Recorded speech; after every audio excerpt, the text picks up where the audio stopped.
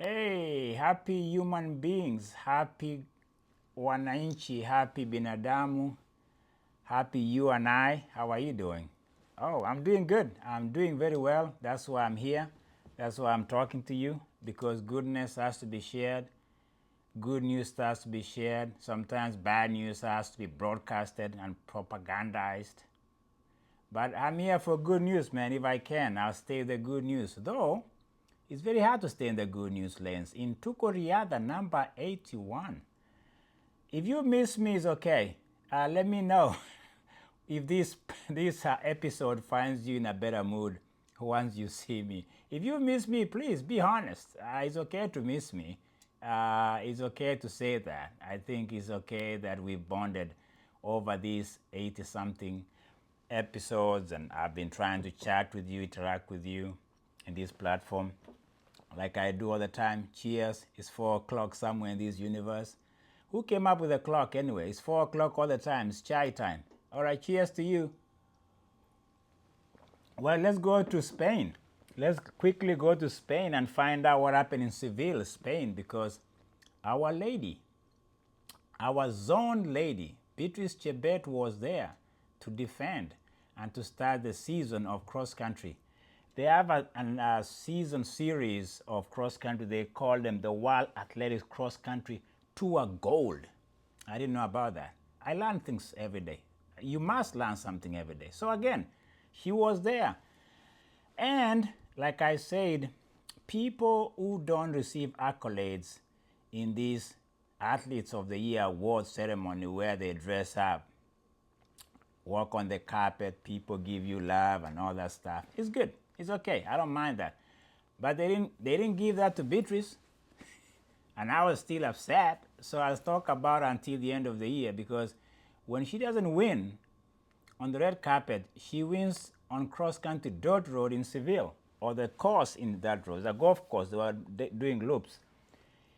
She does her thing last Sunday. I think the news comes to me late. I wasn't prepared. It's been a few days since she does that. I think it's Wednesday over here. So I'm late to report. It's never late to report victory. Victories can be talked about all the time. Yes, Beatrice Chebet wins the tour, the first tour of the year. The year begins now for cross country. She demolishes the competition, my friend. I think she won by a minute. The gap was so ludicrous. It was embarrassing to the competition. Of course, she had young dudes, young Charity Cherop from Uganda, Mercy, Diana, and Sharon Chepkemoi. Those are young. They're coming up. So she just took the lead from the gun. Our Beatrice Chebet delivers. It's becoming so. When you normalize winning, like she's done, because I don't remember her taking second place recently. She's just been a winner. So there you have it. If you want to know what happened in Seville in this tour of cross country, the golden era of cross country, it is being run by a golden lady by the name of Beatrice Chebet.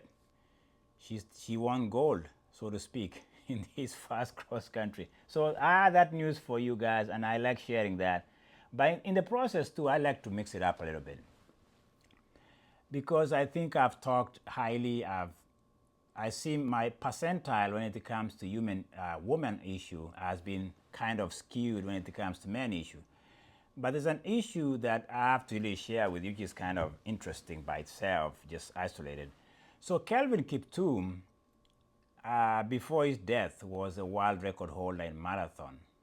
201, I don't remember the time. But anyway, he's a world record holder. He passed away in a car accident on his way to Cabernet, Iten, those raggedy roads of Kenya, those unsafe roads. So he perished on the road. And you would think, because of his marathon wins and world record, you suspect that he had money, right?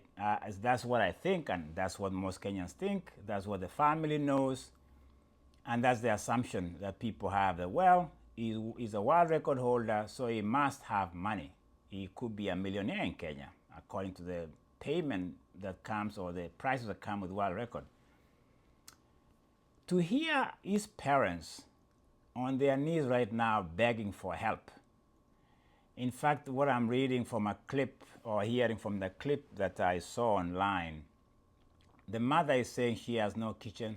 She cooks outside. They have no toilets. They are just in demise. They are in worse state because their son perished on the road. And he was, if you remember how he was trending, he was, people even say, people attributed, quote, attributed some of these things that happened to him to even Eliud Kipchoge, and saying that he misspoke, blah, blah, blah. You know how those propaganda nonsense goes and what it trends on online. You know, the lies and the lies. But anyway, this is not a lie for me. The fact that the family has no way of moving forward since the death of the son is sad. It's sad that they have no way even to track his earnings, whether he saved it, whether he had a life insurance, whether it was insured as an athlete. The family, I don't know whether the family, I don't know the arrangement is, but it's very typical of African families that when a son succeeds, the family and the village succeeds. It's kind of expected, but I think that tying everything to one person and a son who succeeds, and then the family, of course, the umbilical cord never breaks, is sad, because if we are speaking of people who are in desperate situation right now as a family.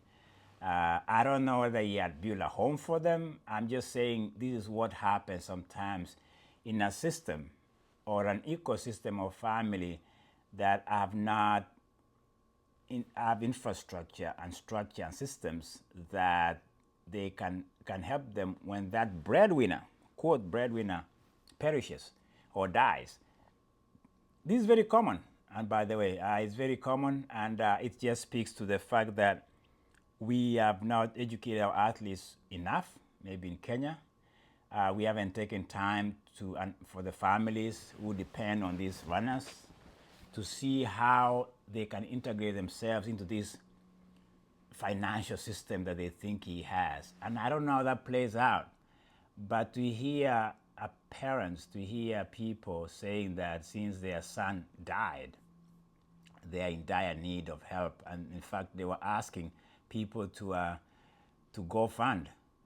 It's sad. It's sad, and it speaks to the lack of understanding of how finances work in Kenya. Very typical. This is not just one case. There are many cases that when a daughter, a son has gone abroad, they're expected to pretty much put their family, who really don't have much, don't get me wrong, they don't have much to begin with, on a welfare kind of a pipe.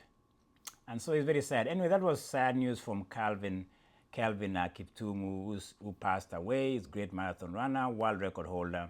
And the parents, because of his finances, they could be tied to the agents. We don't know. I don't know. I'm speculating. But that's how it is in Kenya. It's just one of those things. But I'll drift away into what I think is good news for me. I've spoken about my life coming to America. I've spoken about the pioneers who came before us and how they get scholarships, they come here, their room and board is paid for, and their tuition, their school life. But that is tied to their athletic success too. So for me, for instance, when I came here in the 90s, I got a full scholarship for 4 years, but it's renewable every year depending on your performance and depending on your GPA, which is your academic performance. In fact, 1 year I was on probation because I was slacking in classes. I was doing very well on track, but I was slacking. So that paradigm of scholarship and Kenyans being able to cross the pond and come go to school here has been very good. In fact, it's been so good that's gotten better, because what I'm finding here is worth sharing, guys. Let's go back to Kenya a little bit and understand how people come to this country. Some people in this country think you just get on a plane and come to America. That's what Fox News will tell you. The idiots that don't understand the hardship, the tediousness, the cost, the expenses that involve getting just you can get a scholarship in America, which I did. I got my scholarship to come to America in 1990. And yes, I had my scholarship, UL, University of Louisiana in Lafayette. That was good. I was excited, but I went to the embassy.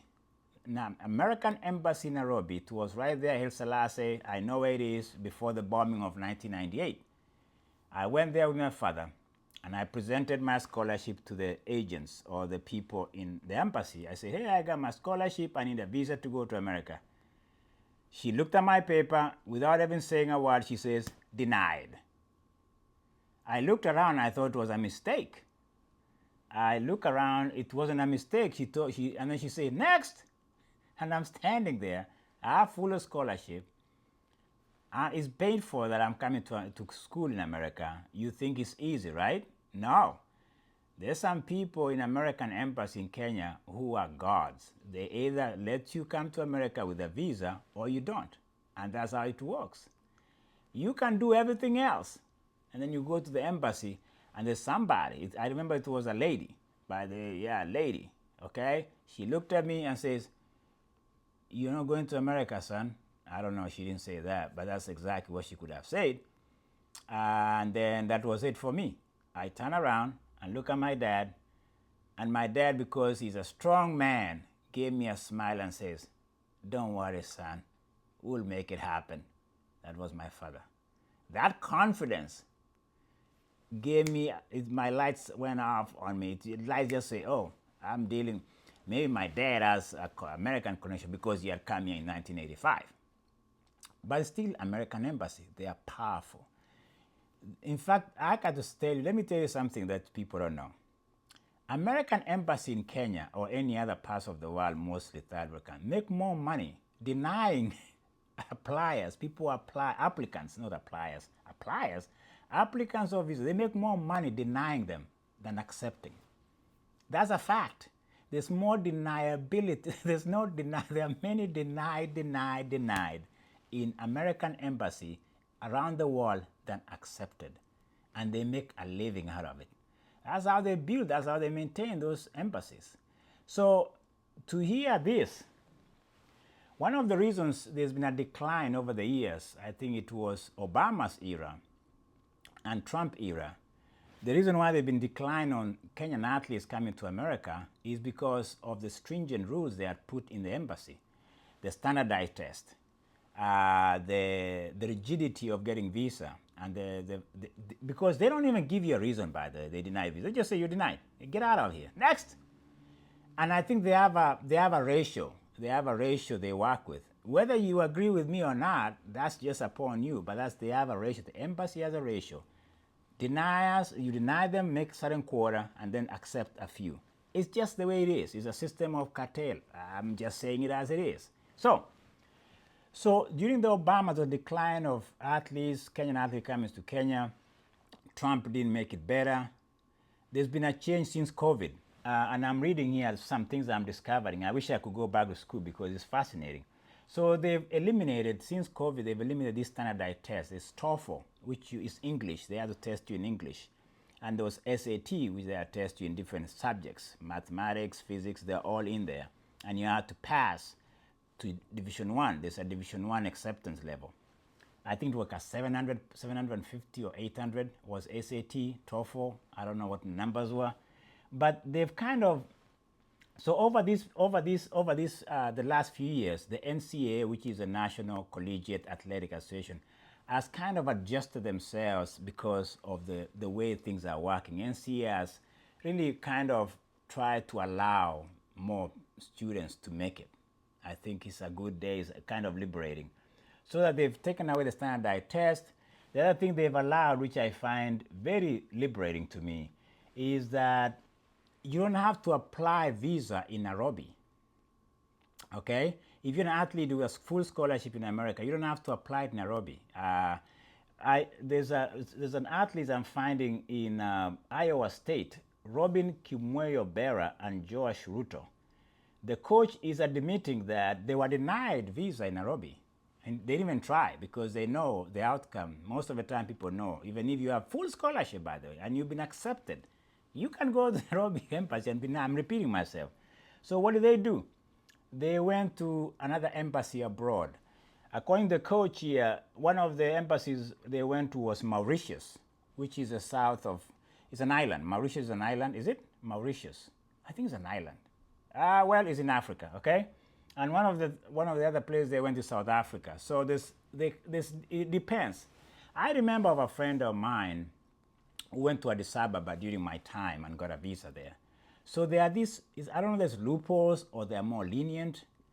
To me, it tells you there's a bottleneck in American embassy, and it's been that way since the 90s. And I think is a system that is not meritocracy. It's not a matter of merit. It's not a matter of authenticity. It's not a matter of you have the whole package that says you've been accepted to come to America. I think they have a quota, they have a system, a ratio they are working with. That's my suspicion. And I think there's a documentary done by Al Jazeera TV, I think, no, not Al Jazeera, a local Kenyan TV, that says that the American system colludes with the cartels in Kenya to make money out of people who apply for visas in Nairobi, U.S. Embassy in Nairobi. How true that is, I don't know, but I'm just saying it's possible. Because there's more, they make more, because they don't refund you because you got denied. You can go there 10 times, sell your land, sell your cows, I don't know what else you can sell, and you go to the embassy, they say, nope, no, Jose, stay here, get rotten. So this system is opening doors to athletes, and I think one of the things that happened in the collegiate program in America is to see the dominance of Kenyans again. They are talking of those are the murmurings in the local population or the national population of athletes in America that are saying, oh no, there are too many Kenyans in our collegiate program and they're running away with medals. I've heard that before. I've talked about gender bias. Now here is a race bias. There's always a bias, but I'm liking this. So the Ncaa and their compliance has determined that if it that is necessary and required, so there are more expenses that they've allowed to within this recruiting system. So the coaches can go to different countries, and those expenses are covered. In fact, to go to a different country to apply for a visa, the Ncaa allows the school to spend that money. So they're really investing in these athletes. They are trying to make them come to these programs, and they are succeeding. And they are so successful that this is what caught my eye. So in 2015, Ncaa ruled that schools can offer athletic scholarships that cover an athlete's entire cost of attendance, a number that is typically several $1,000s higher than their traditional full ride of room, board, tuition, and books and fees. As a result of a case that was put forward in 2021, schools are able to offer almost $6,000 per athlete per year in academic award money. There you have it. So there's more incentives, and that's why there's more of this influx, and where there's money, people will follow the money. And I'm not surprised. It's been very successful for most of these guys. And one of the good news about these programs is there's a New Mexico Pamela Kosgei who won a 2023 World Cross Country Under 20 bronze medalist and one of the favorites of this week. So there's been success. And I've talked about American college program and scholarship and international connection, how it brought somebody like me to America. I think I should talk more about this because people need to know that America, in many ways than one, has enabled, has given people a platform, an opportunity to come. I'm one of the products. And to hear that the Ncaa has allowed, they've been a little bit more liberal in making sure that we don't come here and during summer, during down season, we don't have money in our pockets. I remember my days, a coach or the school could only give you $20 cash. That's it. If you're caught having more, but there's under the table money. That's different. But Ncaa stipulated back in my days $20. That's it. Who lives on 20? That's not even minimum wage. That's not even anything. That is just like, I don't know. But to see these kind of openings, these kind of more opportunities happening or being open for Kenyans athletes is good, because one of the what has happened too is that most of these athletes, when they succeed in college, they don't even think of being professionals, because they become successful as collegiate athletes, and they can quickly go professional, maybe signing contracts with shoe companies because of the success, or some of them are good students, they move on to the next level of academia. So it is, I'm noticing something here that I need maybe to celebrate, and on this day of saying Tuko Riadha, episode 81, that Ncaa has come a long way from the times I joined I came to America. And still the issue for us, people coming from other countries, is not that America is not accepting, is that there's always that gatekeepers in the embassy. I got to tell you, they are notorious. They are very good. They are hardcore. They don't even look into you. I don't remember this lady looking at me. She looked at my papers and just slammed it. And that's it. Then I said, what? I didn't say what. I was puzzled. You know, you get puzzled, you get rattled, and then you realize, ooh, I guess I'm not going anywhere. But, you know, I believe my father and some other great, universe connections connected me, and I got here. So I'm happy to see that other countries are doing this. They're allowing visa routes. There's another thing they are talking about. They call Scholar Book.